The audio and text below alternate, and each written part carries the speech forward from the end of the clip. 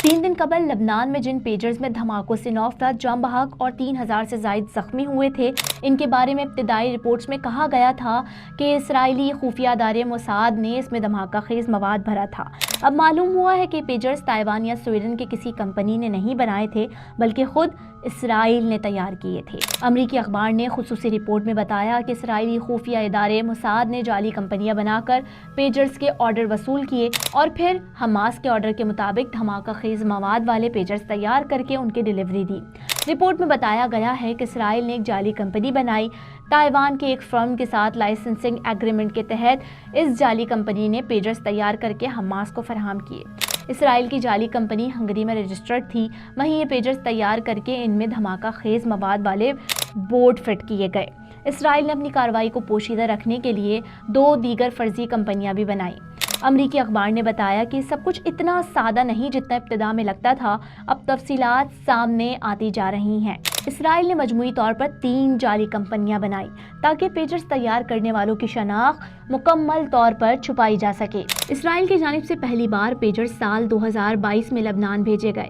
اس کے بعد جب حسن نصر اللہ نے حزب اللہ اراکین کو موبائل فون کا استعمال ترک کرنے کے لیے کہا تو حزب اللہ نے پیجرز کی مزید کھیپیں منگوائیں۔ اسرائیل کی جانب سے ہنگری میں بنائی گئی کمپنی دنیا میں دیگر گاہکوں کو بھی پیجرز بنا کر بیچتی رہی، تاہم جو پیجرز لبنان بھیجے گئے ان کی بیٹریوں میں ملٹری گریڈ دھماکہ خیز مواد لگایا گیا۔ اسرائیل نے ان پیجرز کو ایسے پروگرام کیا کہ دھماکے سے پہلے ان پر بیپ بجے جیسے پیغام آ رہا ہو اور پھر ان میں دھماکے ہوئے۔ اس طرح یقینی بنایا گیا کہ زیادہ سے زیادہ نقصان ہو۔ امریکی اخبار کی رپورٹ میں اگرچہ پیجرز کے حوالے سے انکشاف کیا گیا ہے، تاہم لبنان میں واقی ٹاکیز پھٹنے کے واقعات بھی پیش آ چکے ہیں۔ امریکی اخبار نے اپنی شہ سرخی میں لکھا کہ اسرائیل نے جدید دور کا ٹروجن ہارس تیار کیا ہے۔ اسرائیل کی طرف سے جدید ترین ٹیلی کمیونیکیشن ڈیوائسز کی بنیاد پر فضائی حملوں کی مہارت کے باعث حزب اللہ اور حماس کے قیادت نے سوچا کہ رابطوں کے ایسے طریقے سوچے جائیں جن کے ذریعے نظر میں آنا ممکن نہ ہو۔ پیجرز کا چلن ختم ہوئے 2.5-3 اشرے ہو چکے ہیں، مگر یہ اب بھی بہت سے ملکوں میں فوری رابطے کے لیے استعمال کیے جاتے ہیں، اور بالخصوص ایسی صورت میں کہ پیغام تو وصول کرنا ہو مگر جواب نہ دینا ہو۔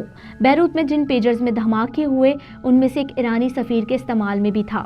اس پیجر کے دھماکے سے سفیر کی آنکھ متاثر ہوئی۔ لبنان سے بڑے پیمانے پر پیجرز کو آرڈر دیے جانے پر اسرائیلی خفیہ ادارے نے BSE کنسلٹنٹ کے نام سے ایک جعلی کمپنی قائم کی۔ برطانوی اخبار نے بتایا کہ سویڈن میں قائم یہ جعلی کمپنی تائیوان کی کمپنی گولڈن اپولو کے اشتراک سے اور لائسنس کے ذریعے پیجرز تیار کرنے لگی۔